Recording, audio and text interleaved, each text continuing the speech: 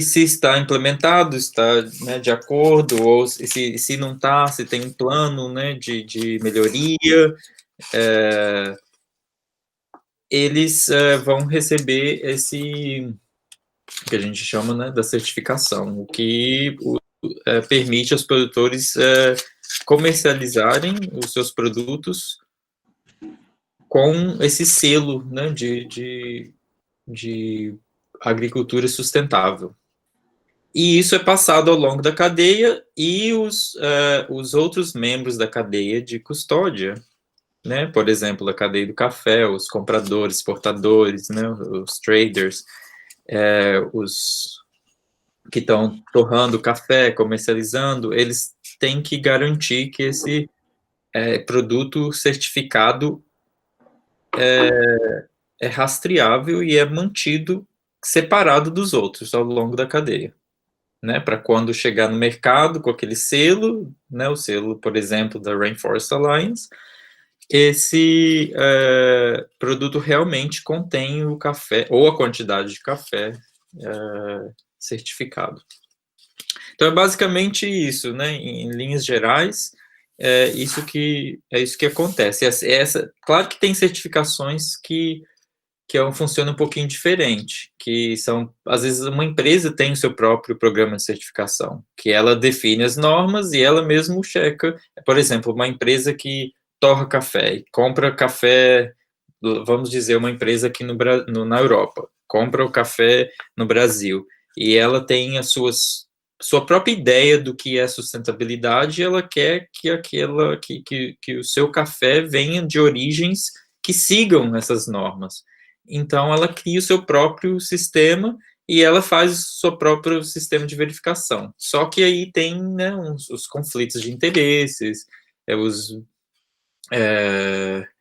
como fala, os bias, né? Eu não estou te ouvindo, Natália. Isso, é porque eu falei que o Jefferson dá os bugs, viés, né? O conflito de interesse que ele está dizendo é assim: eu sou a empresa que compra e eu mesma empresa, né? Tenho um conflito de interesse que eu vou atestar a sustentabilidade, né? Então, por exemplo, é como uma auditoria numa empresa. Imagina uma empresa, né? E aí essa empresa fala para o Estado, para o Tribunal de Contas da União, que as contas delas estão pagas. Então, se ela mesma está atestando, então tem um viés, né, um conflito de interesse. Então, aí o que o Jefferson, ele trabalha numa empresa que tem uma propriedade, tem as propriedades, né, digamos, nós estamos falando do café, né, a produção de café, e a propriedade é certificada por alguém de fora, né, alguém que tem essa expertise. Esse alguém é essa agência para a qual ele trabalha. Jefferson, eu esqueci de gravar, graças a Deus, Alexandre aqui me lembrou. Só queria retomar aqui na nossa gravação a sua anuência para a gente reproduzir, né, a sua imagem nas outras disciplinas, para as outras turmas também, de extensão rural. Sim, claro, eu concedo, né, o direito, né, de reprodução da imagem, do conteúdo para suas disciplinas e outras atividades acadêmicas. Obrigada. Desculpa. O Jefferson também começou falando de um tema, pessoal, que tem muito a ver com a primeira aula, né? A gente perguntando quais são os desafios, quais são as oportunidades da certificação no Brasil. E a primeira fala dele tem muito a ver. Ele fala: olha, eu estava lendo sobre extensão rural e vejo que o trabalho, né, articulado, né, da certificação tem mais a ver com a orientação técnica do que com a atividade da extensão rural, do desenvolvimento rural amplo, né, de educação, de formação. Então, a gente estava nesse sentido aqui, caminhando na discussão, né? E aí você trouxe um panorama do que é extensão, do que é a certificação, né? E aí a gente pode seguir falando dos desafios e das oportunidades. Sim, isso. Então, só para fechar, nesse trabalho, né, da certificação, a certificação mais credível é essa que realmente é a certificação fala de terceira parte, que você tem uma organização criando as normas, mas ela não verifica as normas, e tem uma organização, né, uma entidade implementando, no caso da, né, propriedade rural, implementando as normas, e outra verificando, que seriam os auditores. O que a gente faz, no meu trabalho, o que a Rainforest Alliance faz é desenvolvimento dessas normas e verificação da qualidade geral, né? Por exemplo, verificando o trabalho dos auditores, mas não auditando as fazendas. A gente não audita a nossa própria norma. A gente monitora a qualidade do trabalho dos auditores. E a qualidade de implementação geral, os riscos, onde tem desafios, onde que a gente pode contribuir. E no meu departamento, exatamente o departamento que é o guardião da norma, então, criando as normas, as regras, né, de implementação, de auditoria, e tentando resguardar essa qualidade, né? E eu trabalho especificamente nessa parte como que fala? Que dá as garantias, né? Em português são garantias, assurance. São as garantias, né? Para garantir que a implementação é credível. Então, esse é o objetivo. Enfim, então, quando eu estava falando lá nos desafios, voltando aos desafios e oportunidade, essa questão da extensão é realmente um grande desafio, porque quando né, as normas, elas são pensadas de uma maneira holística, né, pensando que os participantes, né, da certificação, os produtores rurais, a cadeia de custódia, vai ver essa ideia de que aquela norma está realmente tentando promover um desenvolvimento rural sustentável, né, e trazer um café, por exemplo, café que seja produzido de maneira, né, mais sustentável e para dentro da cadeia de custódia. Jeff, só para ajudar o pessoal a visualizar, essa norma ela é cheia de parâmetros, né? Isso, cheia de critérios, né? Então, por exemplo, que vão garantir a sustentabilidade. Então, a sustentabilidade não é só ambiental, pode ser também ambiental. Então, tem o manejo, né? Vão ter critérios no manejo. Isso. Sustentável, vai ter critérios sociais. Quais são sociais? Dá um exemplo de critério social. Então, isso, a norma tem essa divisão entre esses tipos de critérios, de ambientais, né, os critérios, por exemplo, ambiental poderia ser alguma coisa relacionada à conservação dos recursos hídricos, ou manejo né, por exemplo, na produção do café, né, tem aquele momento que tem um resíduo, né, então o manejo desse resíduo para que não seja colocado simplesmente no solo ou no rio, isso é um exemplo, né, de um critério. Manejo de agroquímicos, e tem questões sociais também, por exemplo, condições trabalhistas, igualdade de gênero, e tem questões de gerenciamento da propriedade rural, que é uma coisa, é um outro desafio muito grande dentro da certificação, que o gerenciamento, na verdade, não é só olhar as contas financeiras, né, as questões financeiras, o planejamento de quando vai ser plantado, quando não vai, quando vai ser a colheita, quantas pessoas, quais os insumos que precisam, mas também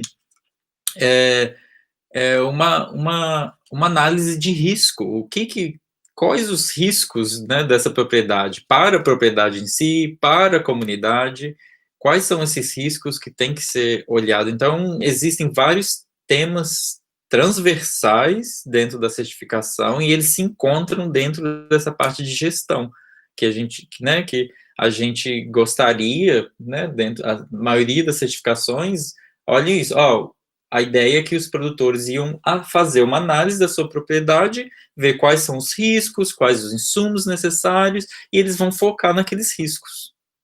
E para ajudar a focar nesses riscos, existem esses critérios sociais, ambientais, agrícolas. porém, muitas vezes não é visto dessa maneira. Jefferson, só para, assim, é só fazer um parênteses, né, porque esse risco, na verdade, Resilikoff nasce com muita inspiração das conversas com o Jefferson, né, e no início do projeto ele também explicou para a gente, assim, teve uma conversa longa, né, para explicar que riscos são esses, né, eu via o risco de uma outra perspectiva, então, o risco existe um padrão, uma construção normativa do que vai ser sustentabilidade para o Rainforest Alliance, como vai ter também para o Fair Trade, como vai ter também para alguma empresa. Então, cada ator social tem o seu padrão, a sua referência de sustentabilidade. Então, quando o Jefferson está falando assim, risco, ele está falando assim, qual é o risco desse padrão de sustentabilidade desenhado, no caso da Rainforest Alliance, não ser alcançado? Então, é um pouco assim, Jefferson? Isso, um pouco assim, e quando você olha dentro daquele critério, né, qual é o risco, por exemplo, de haver contaminação da água, né? Qual é o risco de, não sei, de um funcionário que realmente deveria trabalhar um número de horas, porque não é um funcionário permanente, mas acaba trabalhando mais, a longas horas. E se um auditor aparecer, além dos riscos para o trabalhador, há os riscos para a propriedade, riscos de auditoria e tudo mais. Então, essa é a ideia, de olhar tanto para o risco de não cumprimento com aquele critério, mas, além disso, quais são os riscos reais.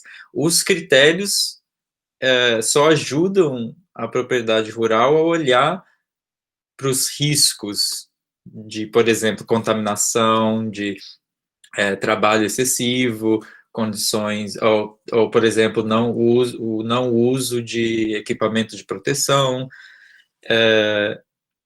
né? Então, é só um direcionamento, mas dá muita margem para olhar vários tipos de risco. Não, na verdade, essa normativa da certificação é um direcionamento. Então, só que apesar de ter essa moldura, ser uma moldura, tem sim muito espaço lá dentro para flexibilidade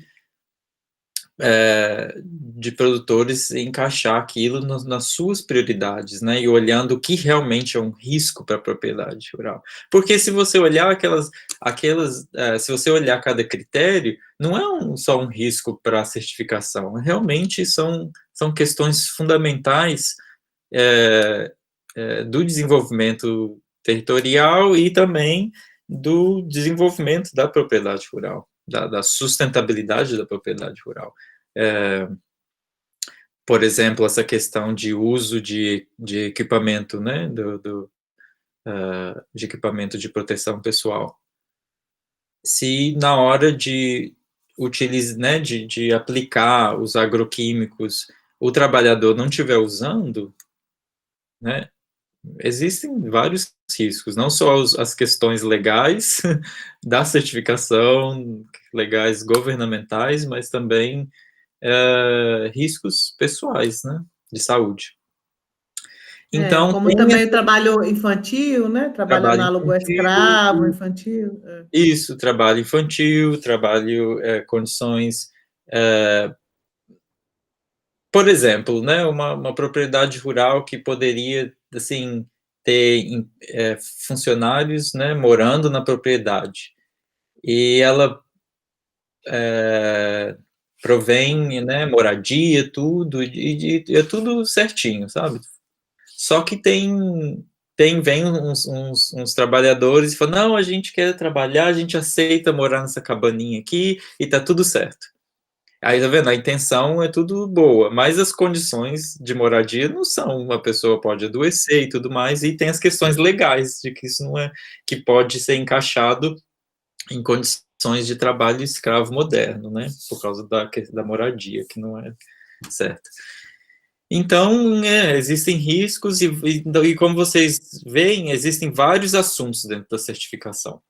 Vários temas que todos vêm para formar a ideia de sustentabilidade da organização que está por trás dessa certificação. Por exemplo, a Rainforest Alliance, que cria suas normas, né, tem a sua visão de sustentabilidade, e isso é mostrado dentro disso. Então, a questão de desafio, que eu estava falando da extensão rural, é exatamente isso. Por exemplo, esses critérios são vistos muito, simplesmente como regras a cumprir. Então, não há, na minha opinião, não há esse entendimento de sustentabilidade, de certificação, de transversalidade dos temas, né, dos riscos, de uma gestão mais holística da propriedade rural. Isso não é passado, porque não tem como passar dentro de uma assistência, dentro da abordagem técnica, né? Que técnica vai simplesmente falar, você tem que fazer isso, isso, isso, e dessa maneira. Então, a abordagem educativa e ninguém acaba vendo valor, né, dessa certificação, porque não consegue, não está lá explícito qual é o benefício de implementar essas práticas, né? Qual o benefício para mim, para a minha comunidade? Então, não há essa discussão. Então, eu acho que, a minha opinião, a questão né, educativa e de transferência, né, de compartilhação de conhecimento é feita de uma maneira muito assistencialista, na minha opinião. E Muito dentro legal. Pode isso, seguir. pode seguir? E dentro disso, se tiver uma pergunta, alguma coisa, fala, né? Pode me interromper. Aí dentro disso você pode pegar vários outros assuntos. Aí você vem, por exemplo, com o assunto de agroquímicos, né? Tem no Brasil é um grande desafio os agroquímicos. Não vou discutir se deve, se não deve usar, porque a certificação, a maioria da certificação de agricultura sustentável permite o uso de agroquímico. Não é uma certificação orgânica. Então, mas tem uma lista do que se pode, da intensidade, né, da intensidade do uso, quando deve ser utilizado, como, né, o que fazer com os resíduos, né, com os containers, né, os garrafões de químicos e tudo mais. Então, e esse é um tema muito, assim, muito difícil no Brasil, desde as questões né, de como usar, até questões de químicos que são realmente não aprovados pela certificação, que ainda assim são utilizados. E aí vem essa discussão, né? Só a certificação que quer, só que aí vem de novo a questão da extensão, entendeu? Não está olhando para as questões socioambientais por trás da utilização do agroquímico de uma maneira mais holística. Isso que você falou, Jefferson, só fazendo parênteses, é que acho que não ficou tão claro, é que tem produtos, né, tem agroquímicos que não são aprovados internacionalmente e são aprovados no Brasil, né? E aí fica esse problema, é isso, né, que você quis dizer? Isso. Tem há várias certificações, tem essa lista de produtos que são aprovados para utilizar dentro da certificação, produtos que devem serem observados, ou seja, eles são perigosos, mas pode usar, mas deve-se ter um plano de manejo integrado com o objetivo de parar de usar. E depois tem a lista de realmente proibidos, que não é aceito. Essa lista é feita de acordo com parâmetros da FAO e outras organizações internacionais que olham os riscos, né, de contaminação na saúde humana, contaminação no ambiente e tudo mais. Então, esse é um outro grande desafio no Brasil, para o café, para a laranja, para o cacau. E então é um tema ainda que acho que tem muito espaço para ser trabalhado por uma abordagem técnica, mas também de extensão rural. A questão de condições sociais e direitos humanos, nos últimos anos, o Brasil estava em notícias mundiais, assim, quase todo mês, por causa de propriedades rurais com trabalhadores com condições próximas ao trabalho escravo, ao trabalho forçado. Então, ainda há muitas questões de direitos humanos, condições de trabalho, diversidade biológica. Essa é uma outra questão que aí você volta ao agroquímico, né? A gente está usando mais agroquímicos e tem menos diversidade biológica, que poderia ajudar a fazer um controle mais integrado de pestes. E, então, há muito pouca, né, o modelo da cafeicultura, principalmente a cafeicultura. No Brasil, dentro da certificação, é um modelo bem de propriedades bem grandes, né, um modelo de monocultura.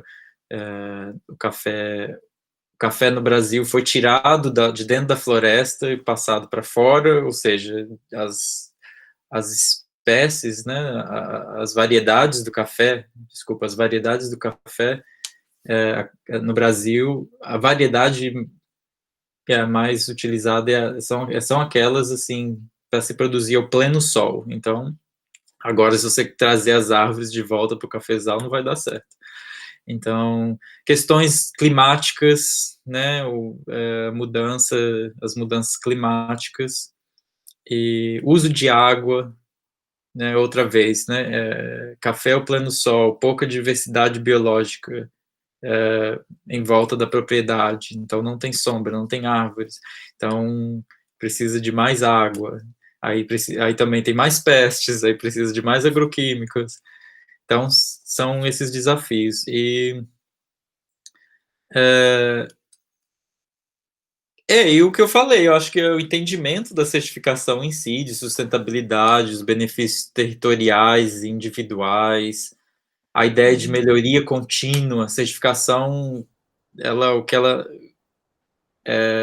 promove é uma ideia de melhoria contínua, que a propriedade rural vai melhorar, não tem que estar tudo certo, é o caminho na sustentabilidade, né? Mas o que está todo mundo procurando é um certificado, né? Um atestado de que eu estou bem, minha propriedade está boa, e eu, né, marquei né, os itens lá, e agora eu posso vender. Então, não acaba entendendo esses outros temas, os temas transversais, né? O que eu falei, a gestão da propriedade, que é uma coisa, né, muito vista pelo aspecto simplesmente financeiro e gestão de insumos. Então, eu acho que eu poderia falar mais, mas acho que esses são os desafios principais. E aí volta também, se você pensar só um último para falar, é a qualificação de auditores. Então, se os auditores, eu acho, não têm na minha opinião, falta muito essa visão de extensão, visão extensionista para poder fazer uma auditoria. Porque eu acho que na visão extensionista há mais uma transversalidade de temas, né? E se olha com um caráter também mais educativo, né? Como fazer auditoria de uma maneira educativa. Então, são mais os desafios. Eu acho que trazem oportunidades, né? De melhoria, oportunidades de trabalho, de projetos, não só a certificação, uma coisa que é importante dizer, que a certificação jamais se coloca a resolver todos os problemas de sustentabilidade e problemas territoriais, principalmente de nível territorial. Então, há muito espaço ainda para projetos, né, de extensão, de desenvolvimento para preencher essa lacuna. E o que a Rainforest Alliance, por exemplo, também faz, investimento nesses trabalhos, nesses projetos de extensão. Legal, Jefferson. A Política Nacional de Assistência Técnica e Extensão Rural, estipula que é público prioritário da extensão rural a agricultura familiar. E dentro da agricultura familiar existe um mundo no Brasil, né? Comunidade quilombola, indígena, né? O que é o agricultor no seu sentido mais convencional, né? Mais de pequeno porte, de pequena escala, ribeirinhos, né? Indígenas. Então a gente tem um mundo aqui, né? Que foi colocado ali como categorizado como agricultor familiar, né? Ou agricultora familiar. E aí, Jefferson, uma das coisas que talvez a gente escute, não sei se é verdade, você pode falar um pouco disso, é que a certificação, ela tem um custo, não que a Rainforest cobre, mas porque tem o custo das auditorias, né? E é o pessoal da propriedade que paga, né? Ou são os donos, os proprietários que pagam essa auditoria, né? Que seria o terceiro agente, o outro agente. E aí eu queria saber se existe alguma possibilidade no mundo da certificação para um público como a agricultura familiar, que aí é o público imenso, né? Mas quais são essas possibilidades de certificação, considerando as especificidades destes grupos? Ou seja, né, a certificação é só para os monocultores? A certificação é só para a grande propriedade? Como é que é isso?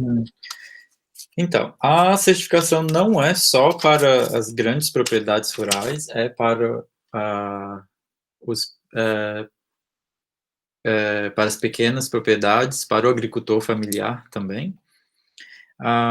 O que as certificações fazem, geralmente, é criar uma categoria, uma norma diferente para os agricultores familiares, ou para, né, geralmente elas chamam pequenas propriedades, porque a agricultura familiar é mais um conceito brasileiro. Então existem critérios que são mais, assim, digamos, talvez mais suaves, são critérios mais voltados à realidade da pequena propriedade rural. E como que uma outra coisa é a certificação em grupo, que permite aos agricultores familiares, às pequenas propriedades, a se juntarem em um grupo estruturado, seja através de uma associação, uma cooperativa, ou simplesmente um grupo.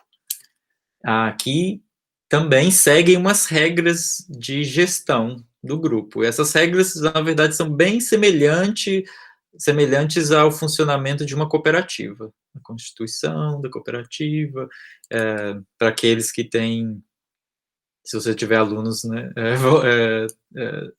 dentro do curso de cooperativismo.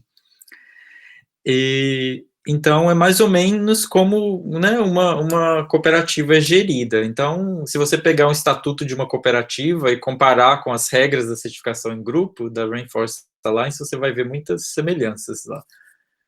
Então, a ideia é isso, por que grupo? A ideia do grupo é uma economia de escala, né, porque você vai ter um grupo maior de pessoas né, então um grupo maior de propriedades rurais para ser certificado. Então, a ideia é de que em grupo se reduza os custos de auditoria e os custos de assistência técnica também, porque o custo da certificação é auditoria, mais os custos de assistência técnica, os custos de implementação das práticas, né, recursos comprados, tudo mais. Então, a ideia é essa. E na certificação em grupo, a Rainforest Alliance, por exemplo, e todas as outras certificações, elas apostam nessa gestão do grupo, que o grupo vai gerenciar os riscos, o grupo vai olhar, o grupo vai dar, né, a gestão do grupo vai dar assistência, e, assim, por exemplo, uma cooperativa, né, a cooperativa vai ter esse papel, né, para dar assistência. E as auditorias da certificação em grupo não são, por exemplo, a auditoria de certificação não precisa ser feita em todas as propriedades rurais. É só um número de propriedades que passam por essa auditoria. O que é auditado mais forte é o grupo, a gestão do grupo, porque as certificações apostam, os programas de certificações apostam na gestão do grupo. Se o grupo estiver funcionando bem, se o grupo estiver fazendo as suas inspeções internas, a única coisa, uma coisa que você tem que olhar é a gestão do grupo está funcionando? Tá, agora vamos pegar algumas propriedades, uma amostra, para ver se isso realmente está funcionando. E essa é a ideia de certificação em grupo, para reduzir custos e poder trazer os agricultores familiares. Por exemplo, na África, você vê muito disso, assim, propriedades minúsculas, né, minúsculas mesmo, e são, assim, dentro de grupos de, por exemplo, 1.000, 2.000 produtores rurais, e que realmente, assim, aí, acho que talvez aí no Brasil seria, assim, produzir no quintal, né, o tamanho seria um quintal, uma chácara, no máximo. Então, isso funciona lá, né? Há riscos, né? Vários riscos, né? De nem todas as propriedades serem auditadas, mas daí a importância da gestão do grupo. Então, essa é uma... Eu acho que você toca num tema muito importante. Os alunos estão aqui depois da primeira aula, né? A gente está aqui na segunda semana, e a primeira aula foi realmente entender a diferença entre desenvolvimento agrícola e desenvolvimento rural. Eu acho que essa nossa conversa está sendo muito elucidadora da primeira aula narrada, né? Porque quando você fala assim, olha, eu preciso ter os custos da auditoria, né? A pessoa que vai se certificar, né? Precisa ter os custos, arcar com os custos da auditoria e da orientação técnica. Mas quando a gente chega no grupo, na dimensão do grupo, fica mais clara ainda essa dimensão do desenvolvimento rural e a extensão rural, né? Já que os desafios da extensão rural são os desafios do desenvolvimento rural, entender, então, que também faz parte da extensão rural e não só da orientação técnica, né? Que a extensão rural também abraça a orientação técnica, mas é mais do que isso, é que também existe um trabalho do extensionista, no sentido de que eu vou ter que negociar demandas, negociar perspectivas, gerir esses grupos, né? Então, e aí eu acho que, sobretudo quando é uma certificação por grupos, né, de pequenas propriedades, eu acho que ainda faz mais sentido ainda esse entendimento da atuação extensionista como mediador social, um articulador social, né? Uma articuladora social. Sim, sim. Não, com certeza. Quando chega nessa questão,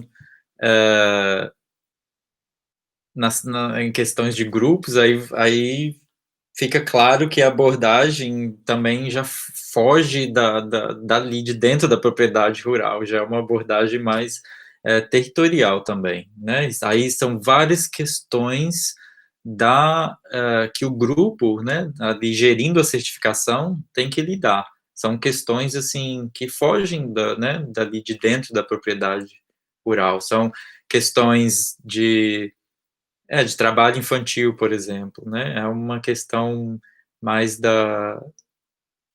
pode ser, são questões assim de comunidade também, né? Ou, por exemplo, que tem bastante problema são desafios no Pará com essa questão de a formalização do trabalhador rural. Existe um esquema que é muito assim, uma coisa que acontece, né, meio que natural lá, A que parceria, é a parceria, e aí isso traz, assim, vários desafios, né, a parceria, será que existe rendimento suficiente dentro da parceria? A parceria não está escondendo questões trabalhistas, então, mas aí você chega lá na região, é o que é, ninguém vai nem aceitar, o trabalhador não vai nem querer levar sua carteira de trabalho para ser assinada. E aí vem questões legais, né, então... E uma das coisas mais importantes das certificações é que não pode haver nenhuma questão ilegal. Então, todas as leis nacionais, regionais, locais têm que ser cumpridas. E aí você vê um desafio, né, assim, enorme entre o que é entendido localmente com as leis e com a certificação, o que a certificação quer.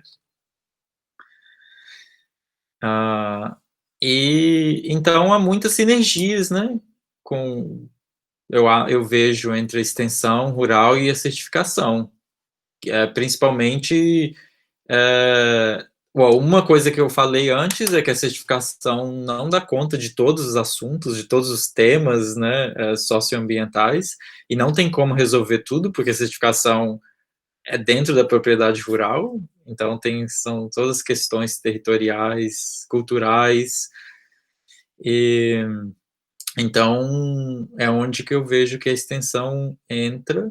Então, e, e o que eu vejo é o que eu falei, falta muita extensão, na verdade. Eu acho que essa energia também é essa, é a falta da extensão, porque tem vários pontos que a extensão traria, eu acredito, mais resultado. Legal, Jefferson.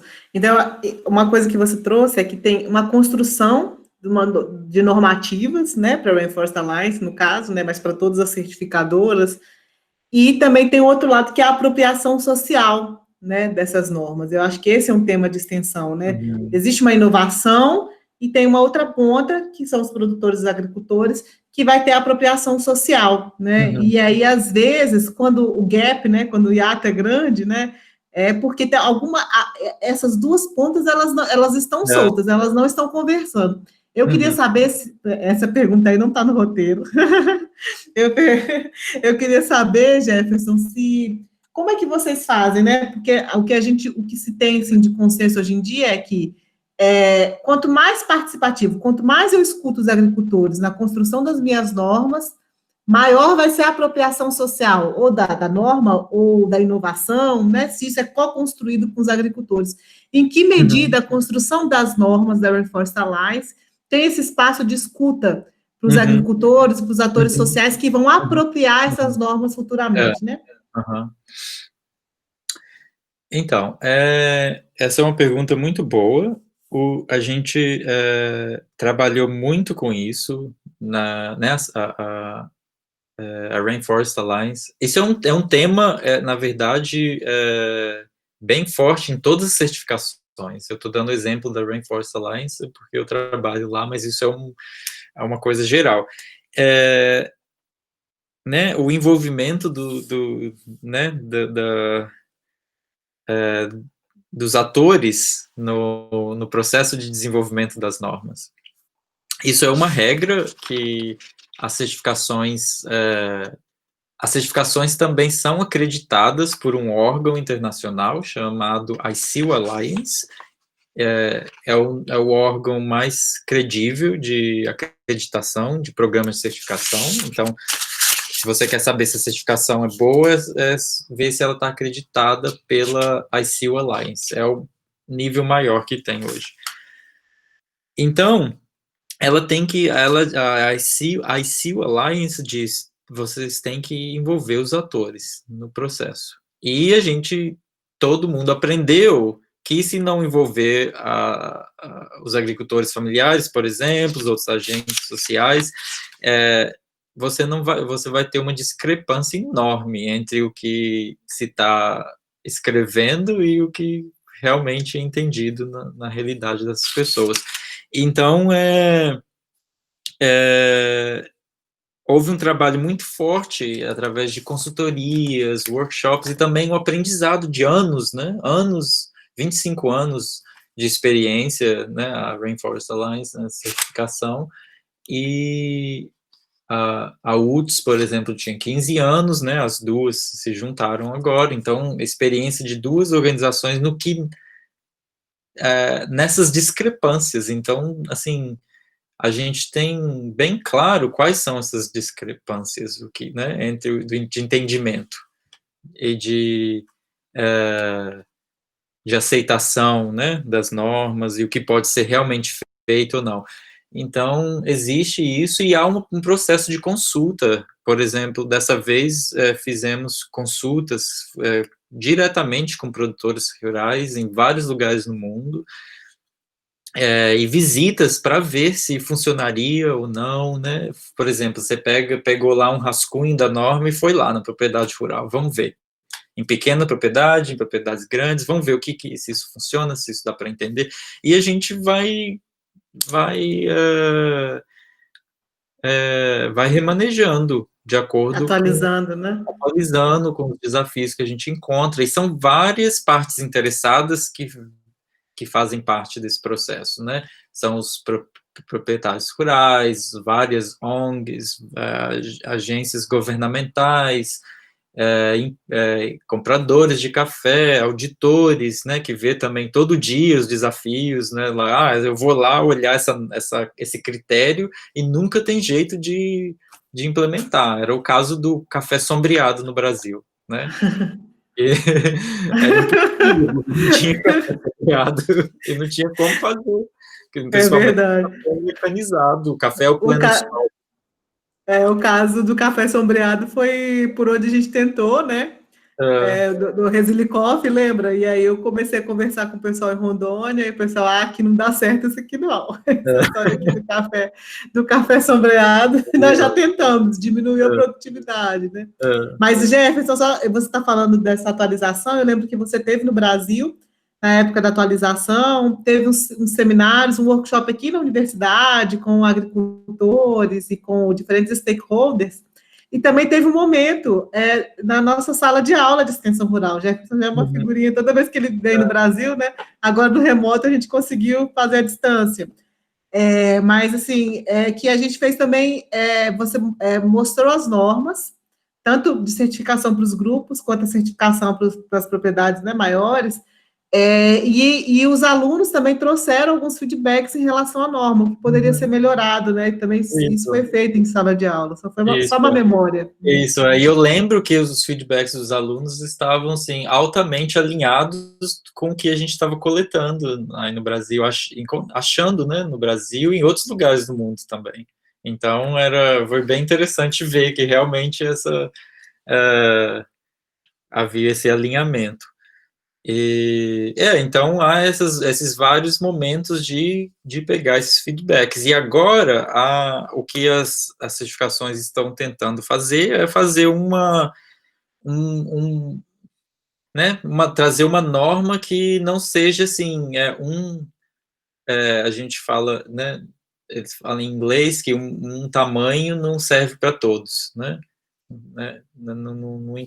Não serve. Um tamanho de uma roupa não serve para todo mundo, né? Então, a ideia de trazer uma norma que seja mais adaptável aos vários contextos. Então, ela foi reescrita, foi assim, muito trabalho mesmo, para repensar até como está escrito, como todo o formato das normas, para que ela seja adaptável às diferentes realidades locais. Então, além das normas aplicadas apenas a propriedades pequenas, a ideia da certificação em grupo, né, que ajuda, há também essa contextualização da norma. Ela está mais contextualizada agora. Então, mas ainda deve ter ainda tem muitos desafios, ainda não é fácil, ainda há custos, né? Então, a certificação, a Rainforest Alliance mudou. Antes, todo mundo voltava para as empresas compradoras, né? O que eles querem. Agora, não, assim, tava um absurdo, né? O preço, por exemplo, do café, o preço do café estava muito baixo. Não tinha condições de fazer nada com aquele preço. E as empresas, né, e o mercado querendo mais e mais e mais do produtor. Então, realmente, aquela pequena propriedade rural, né, o agricultor familiar que realmente possui apenas uma pequena propriedade, poucos recursos, as condições não tinha muita chance, né, de entrar nesse mercado. Então, agora voltou, falou, não, a prioridade é o produtor rural, não é o mercado mais. Então foi. E o próprio, legal se você interessante de olhar, o conceito de pequena propriedade rural na norma é bem aberto e é bem semelhante ao da agricultura familiar no Brasil, olhando para quantidade de mão de obra permanente, né, a mão de obra familiar e tudo isso. Legal. Jefferson, você anda aí pelo mundo aí com a certificação, né? Você já falou, trouxe exemplos da África. Eu queria perguntar para você, já que você anda pelo mundo, qual que é que tipo de diálogo vocês têm ou já tiveram, né, com agências de extensão pelo mundo? Uhum. Eu acredito que o que eu vejo, o diálogo é esse. Tem, eu acredito, duas maneiras que eu vejo. A, a, o envolvimento nesses processos de consulta às partes interessadas, ah, e em momentos quando acho que todo programa de certificação, né, Fair Trade, o que era antes a UTS, a Rainforest Alliance, tentar lembrar outros nomes, enfim, todos eles fazem outras atividades além da certificação. Então, a UTS, por exemplo, recebia um recurso do governo holandês para fazer projetos de extensão.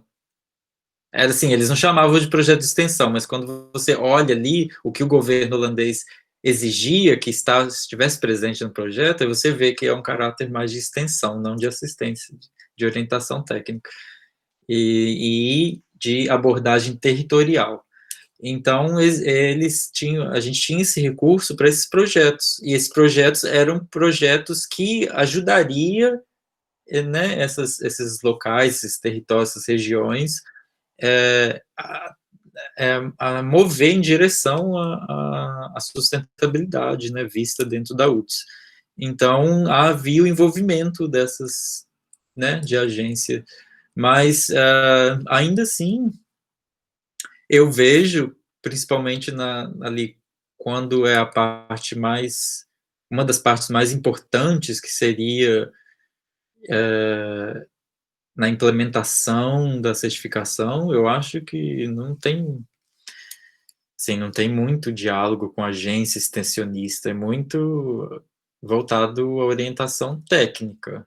Então, se você pensar em orientação técnica, aí tem muito contato, né, direto ali, o próprio, os diálogos né, com auditores, né, eles são técnicos, o que a gente aprende com eles. Então, mas na minha opinião, acho que eu volto ao que eu falei no começo, falta mais diálogo, acho, falta mais algum, não sei como explicar como isso aconteceria, né? Como seria possível, mas falta mais essa abordagem extensionista na hora de passar, na hora de trazer a ideia da certificação, na hora de implementar as práticas. Então, A gente, na aula passada, né, na aula 1, a gente colocava que existem diferentes agentes de extensão rural. Pode ser uhum. pelo Estado, né, que a gente encontra na É, maioria dos nomes do Brasil com o nome de Emater, mas tem lugar que é Pagre, é, enfim, vai ter algumas variações, mas na maioria dos estados a gente conhece como as Emateres, né? Pode ter as ONGs, as cooperativas, e também as empresas privadas que podem estar ali na orientação isso, técnica, né? Que pode a orientação técnica. Então, a nossa pergunta é assim: eu lembro também, quando eu estudei na Espanha, que eles têm a política agrária comum, tem dois braços, um lado que é o agrícola e outro lado do desenvolvimento rural, e no braço do desenvolvimento rural tem uma figura do articulador social, né, da PAC, pela Política Agrária Comum. E eu queria saber se você encontra essas agências pelo mundo, na própria Holanda, se existe uma agência do Estado, se ela é mais praticada pelos outros atores sociais, agências privadas ou ONGs. Como é que você vê isso na África, por essa sua uhum, experiência de andar aham, pelo mundo e contato com esses agentes de isso, extensão aí? aham. Olha, a abordagem, assim, o que eu vejo muito é essa, assim, por exemplo, na África, em Quênia, por exemplo, é o governo que interfere até na distribuição de agroquímicos. Então, não só em Quênia, mas também lá na Costa do Marfim. Então, tem essa presença, né, do governo. Você tem muitas cooperativas, e você tem, acho que na África, eu diria que é ali o governo e os importadores, exportadores, que investem nos grupos, que na África a certificação é basicamente em grupo, né, são grupos. Então, ela investe, por exemplo, numa cooperativa. Em Quênia, por exemplo, você não consegue comercializar o café se não for através de uma cooperativa. Então, já é uma lei. Então, essas grandes empresas, né, exportadoras, vão investir ali no grupo para ter certeza que né, esses grupos estão prontos para certificação. Então, você vê realmente muitas empresas tendo esse papel ali. O governo tem um papel muito forte. No Brasil, eu vejo mais... bom, tem a Emater, tinha até um programa... Certifica Minas. Isso, Certifica Minas, que era uma colaboração entre a UTS, a certificação UTS e o governo de Minas, que a gente reconhecia o Certifica Minas como a certificação UTS também. Então, tinha bastante colaboração ali, bastante diálogo com a Emater, e não era só a Emater, né? Você tinha a Emater e o Certifica Minas era a Emater, e qual o nome dessa outra? Epamig. Eu acho que era Epamig. Não, Epamig, acho que... Tem um outro... Embrapa? Não, a Embrapa também, mas um outro órgão do governo que trabalha com INCRA. INCRA? Não. INCRA, regularização fundiária. Eu acho que você está falando da Epamig, que é tipo a Embrapa, só que nível... Pode ser, só que basicamente as duas tinham uns papéis não. diferentes dentro. Enfim, era o envolvimento, então havia muito diálogo, inclusive né,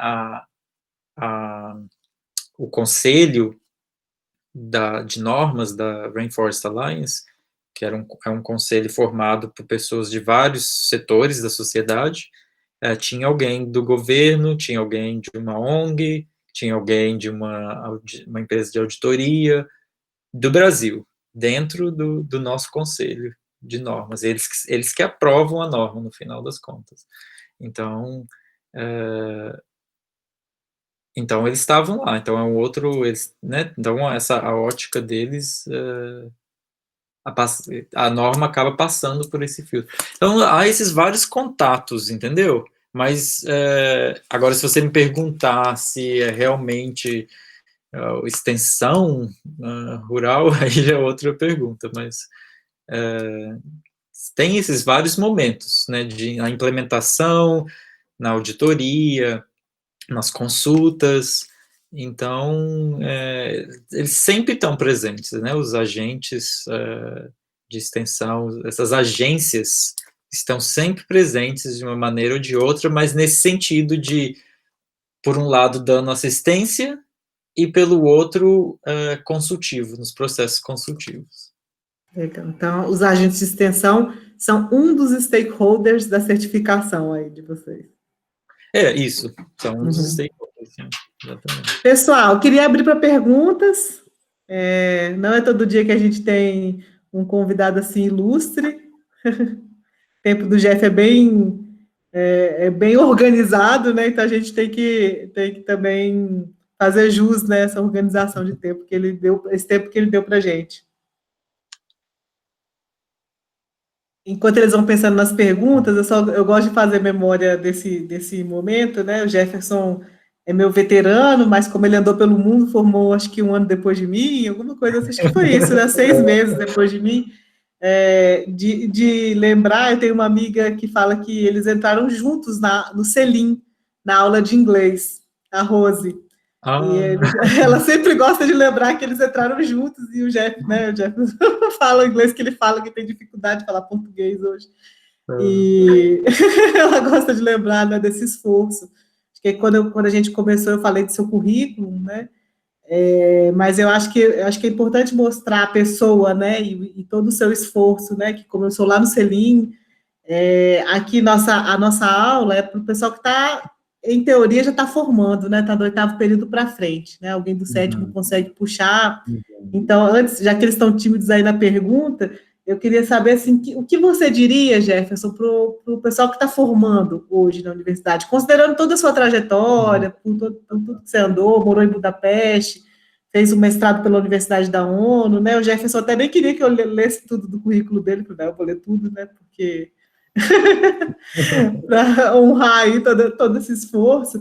Mas qual conselho você daria para esses pré-profissionais aí, né? Eles estão quase prontos para irem para o mercado ou para pós-graduação, né? Um conselho geral, como assim? O conselho geral.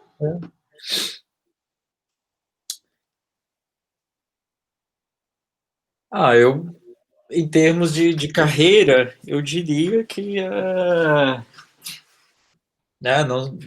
para viver experiências, diferentes experiências, o mais que puder, o mais que vocês puderem ter essas experiências interdisciplinares, tenham, porque é isso que, no final das contas, vai fazer o diferencial, não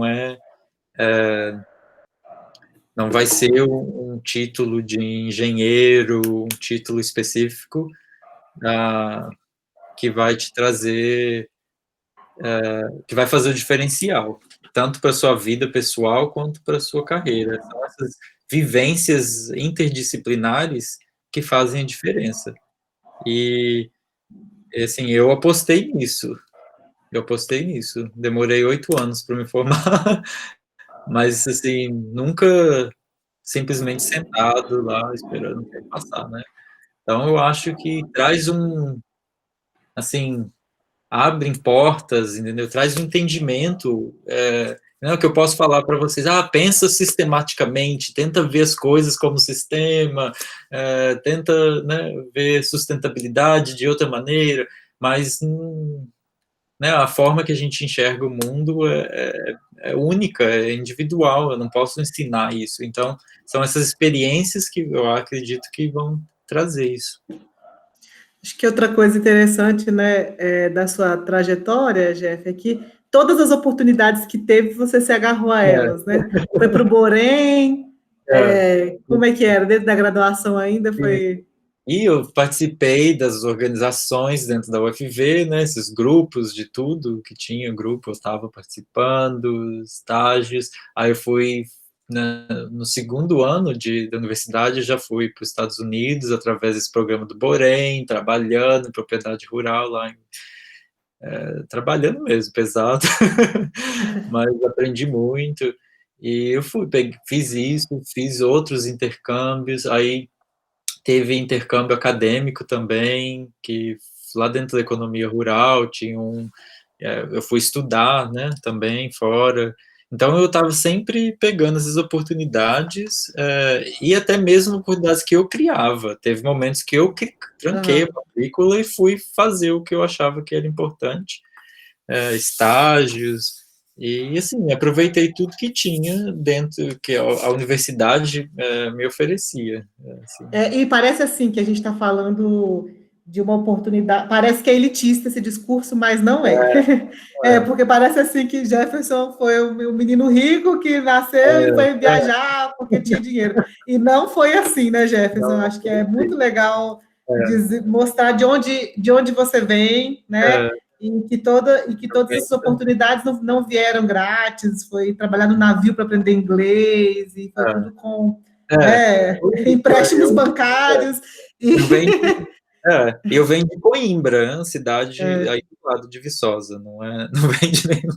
Minha família não tem, sei lá, não é rica, não tem propriedade, né, aquelas fazendas enormes de café. E foi isso, eu não, por exemplo, não tinha como, por exemplo, esse é um exemplo, não tinha como aprender o inglês, assim, financeiramente eu não tinha como realmente sair falando inglês de cursos que eu tinha acesso, que eu só comecei a fazer curso de inglês mesmo no Seling, mas já era, né, já era, assim, já estava na universidade, então, me deu uma base boa, mas a gente sabe que para você estar falando fluentemente, você precisa de alguns anos, né, de curso, ou sair. Então eu falei, vou sair, vou fazer o intercâmbio, eu saí, o Borém, não sei como, assim, ele empurrou lá, esse menino precisa ir para aprender. Aí meu inglês não era o suficiente para manter uma conversa, mas eu fui porque era a maneira que eu ia aprender, que eu apostei nisso, né? Então, teve o trabalho no cruzeiro também, então, para melhorar ainda mais a língua. Então, foi realmente achando outros caminhos, né? Tinha muitos obstáculos, mas esses obstáculos também mostravam um caminho. Então, olhar para os obstáculos de uma maneira diferente. O obstáculo é o caminho, na verdade. Legal. A gente tem uma pergunta aqui no chat, mas eu vou pedir para o Diego Camelo, que não é aluno da disciplina, que provavelmente vai estar aqui também algum dia entrevistado como Jefferson, mas ele faz uma pergunta para o Jeff no chat, se você quiser fazer, Camelo, fica à vontade, pode abrir o microfone. Bom dia, pessoal, bom dia a todos, né? Oi, Jeff, tudo bem? Vocês estão me ouvindo? Oi, Diego, tudo bem? Morro de medo, deixo tudo fechado. Mas então, gostei muito dessa conversa, né, dessa sua exposição, e fiquei pensando o quanto, na verdade, a gente acha que é diferente, né, dos outros países, mas na sua fala, eu, na verdade, observei muita semelhança em alguns modelos de implementação de estratégias que acontecem aqui no Brasil. E aí eu queria perguntar, assim, a partir da sua experiência, né, como é que você vê esse panorama internacional da certificação? Se você vê que existem mais alinhamentos ou mais desconexões? Porque, por exemplo, quando a gente fala de desenvolvimento sustentável, por mais amplo que seja, ele tem as suas bases, ele tem os seus princípios, né? E aí acho que cada realidade vai interpretar e vai elaborar a sua estratégia de implementação desse desenvolvimento, né, de acordo com as suas próprias experiências. Mas aí eu penso assim, como é que você vê isso? Você vê, tipo, se a questão da certificação no Brasil, você enxerga que a gente está mais alinhado ao contexto internacional ou não? Acho que é isso. Deu para ouvir? Uhum. Sim, uma ótima pergunta. Eu lembro do Diego, a gente fez uma matéria de política Isso, mas no pública, viu? combinar no mestrado. No mestrado. 2012.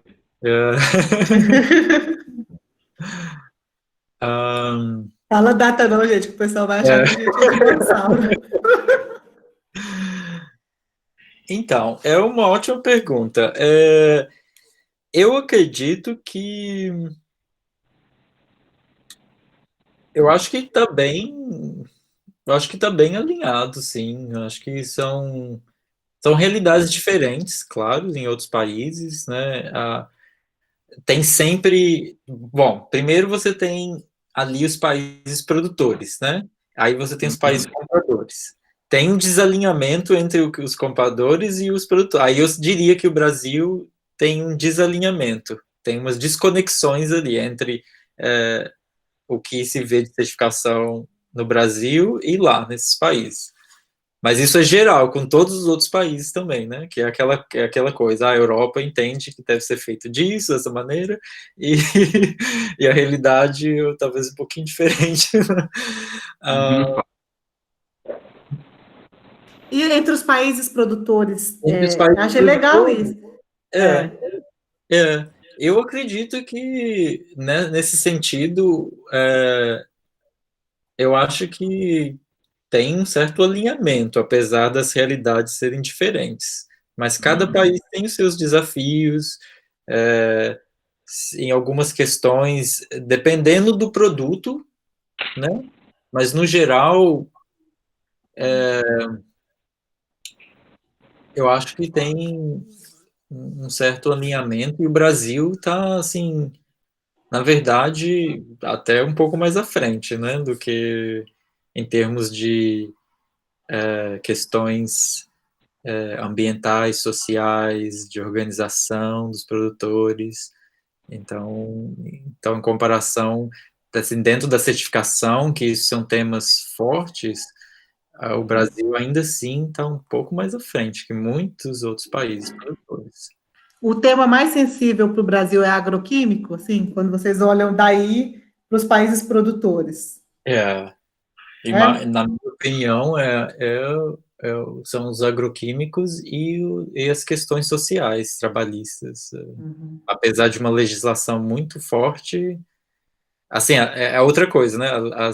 A legislação, ali, o conjunto legislativo do Brasil, desculpa, eu não sei como que está agora, né, com as mudanças, mas até onde eu tenho me atualizado, é muito mais forte do que em muitos outros países. A implementação, né, que é o problema. Que é o problema, a implementação que é o problema aí, mas mesmo assim ainda está os problemas são outros níveis. Você vai para a África, por exemplo, é outra história lá, né? Então, os problemas acaba parecendo que as questões do Brasil são bem tranquilas, né? Não tem problema. E em relação à América Latina, ou América Latina? América Latina é bem semelhante. Algumas questões são questões bem semelhantes também. Eu acho que está o Brasil com a América Latina em termos de produção.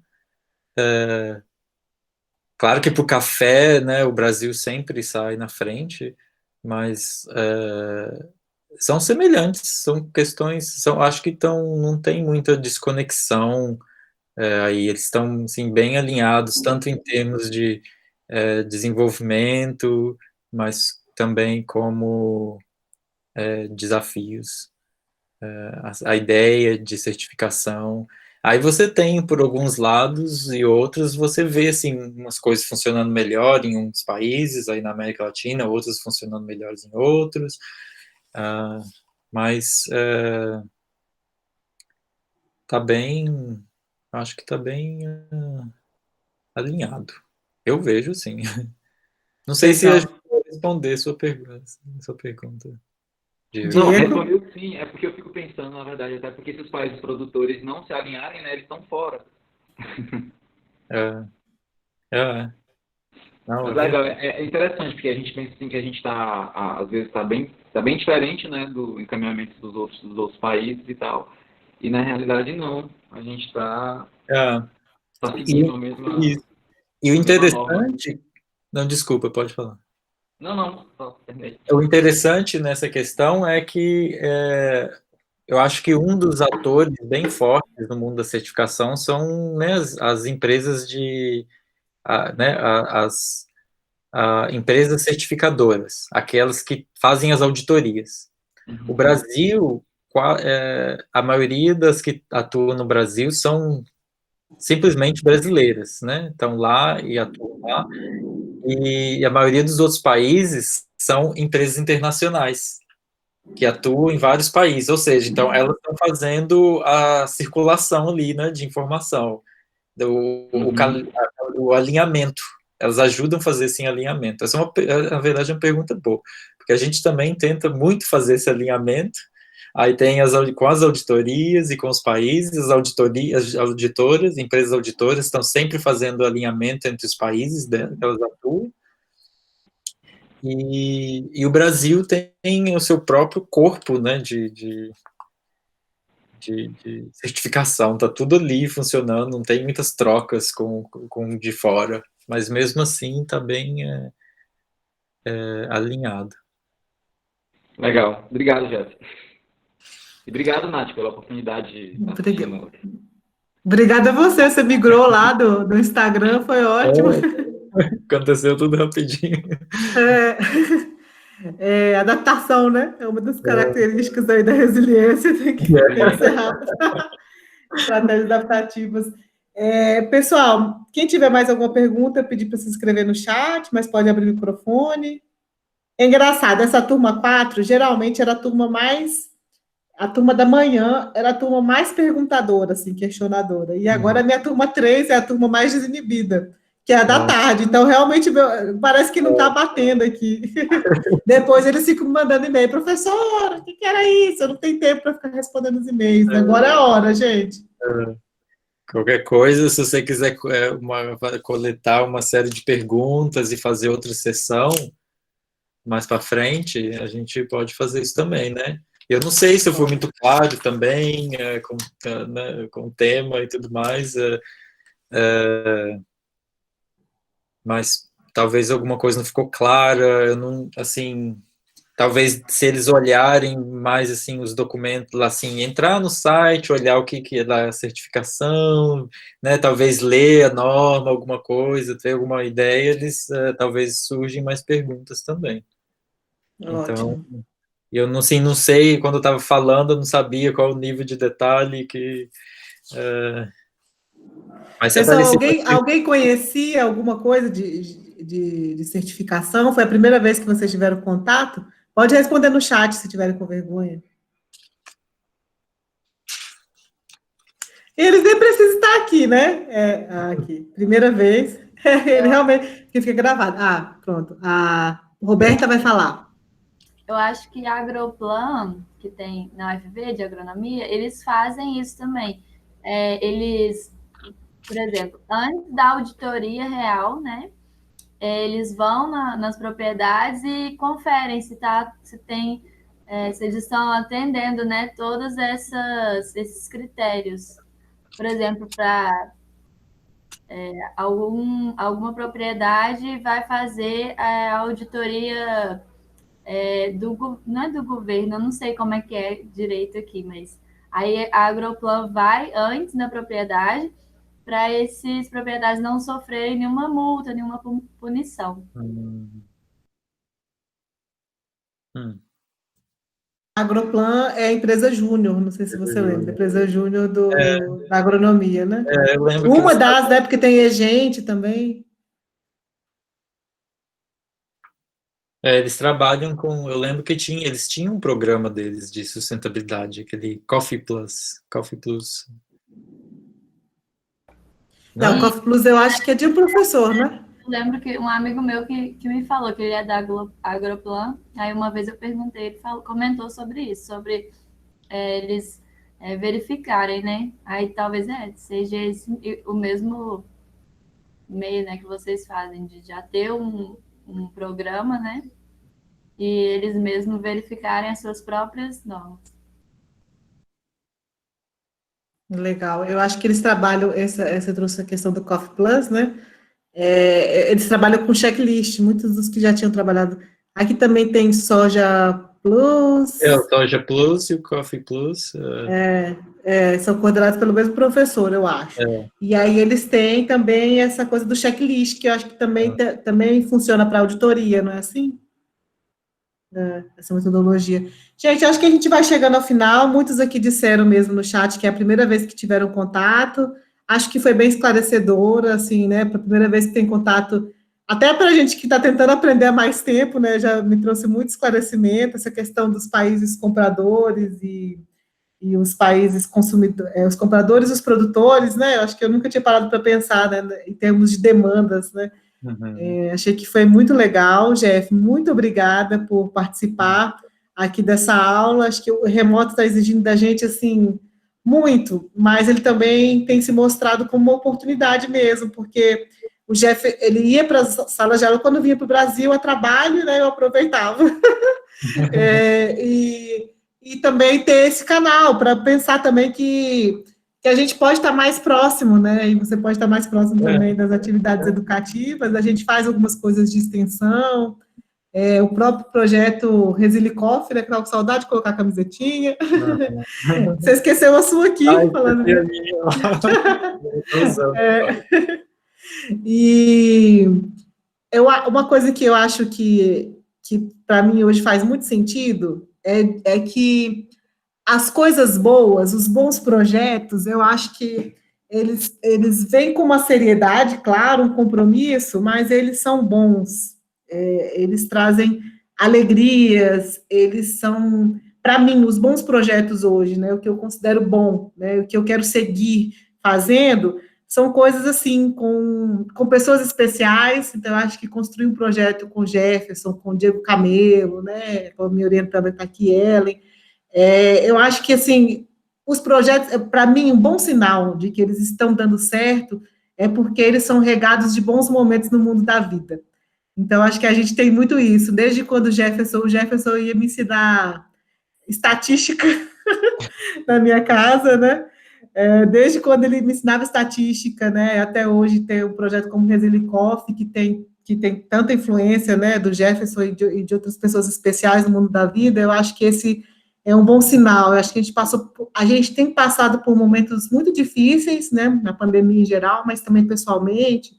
E eu acho que vai ficando claro que o que é para ficar, né? O que é frutuoso é aquilo que é, sim, feito com compromisso, mas é aquilo que é feito com amizade, com bons valores, com compartilhamento, né? Acho que aqui a gente é good vibes mesmo, né? Sem inveja, só vendo assim, toda vez que eu vejo o Jeff chegando em algum lugar, né? O Jefferson tentou entrar na Rainforest Alliance, eu gosto dessa história. Tentou entrar na Rainforest Alliance há muitos anos, né? Teve um não.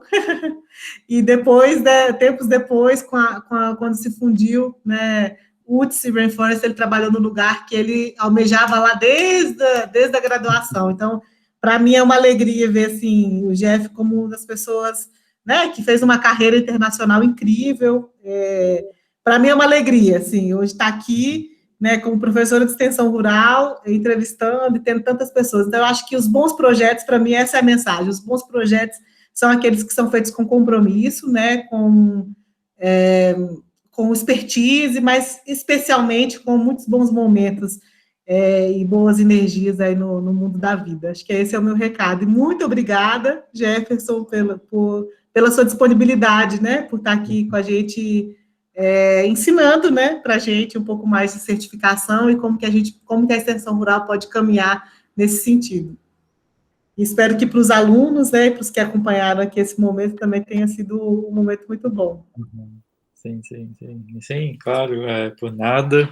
Obrigado a você também, Natália, que também passou por vários momentos, né? Uma coisa interessante que você falou é que eu acho que a história, né, de vida realmente acaba quando põe essas pessoas juntas que passaram por, né, experiências diferentes. A Natália também passou por vários momentos difíceis, vários desafios. Acho que acaba, quando essas pessoas se juntam, vira uma coisa especial. Obrigado, espero que tenha contribuído. Qualquer coisa, entre em contato, se tiver mais dúvidas, se tiver alguma pergunta, alguma ideia para discutir. Eu sempre gosto de compartilhar experiências. O pessoal está agradecendo, estão achando que a apresentação foi muito produtiva. Eu acho que sim.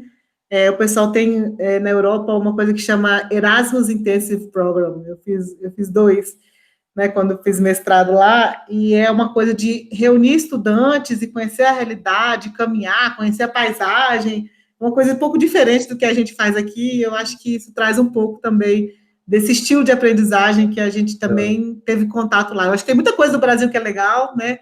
Eu acho que tem muita coisa que também, quando estava aí na Europa, eu pude compartilhar das experiências brasileiras, mas tem muita coisa daí que também é interessante, né? Então, acho que acho que a educação é um processo de compartilhamento, né? Então, acho que é um pouco disso. A gente aprende quando compartilha. Verdade. Os alunos estão agradecendo no chat, todo mundo está falando que está muito contente aqui. Acho que os que ficaram, né? Aqui não é uma coisa, a gente está contabilizando presença de outra maneira, com atividades, então os que ficaram estão aqui porque estão mesmo. E isso está sendo muito legal também. Gente, muito obrigada. Jefferson, muito obrigada a todos que estiveram aqui. E a gente se vê. A gente vai alinhando, por isso está começando aqui, os esclarecimentos vão chegando. Teve muitas dúvidas que vocês apresentaram, que eu coloquei na aula passada, eu vou mandar o link para vocês também, para a turma anterior, para a turma 3, que acho que talvez sejam dúvidas que contemplem as dúvidas de vocês. Tá bom? Um abraço, até mais. Tchau, Jeff. Bom trabalho, né? Você está voltando para o trabalho já? Obrigado. Então tá, até mais. Tchau. Mostrar pra gente lá no Casal na Gringa, os noise miners, os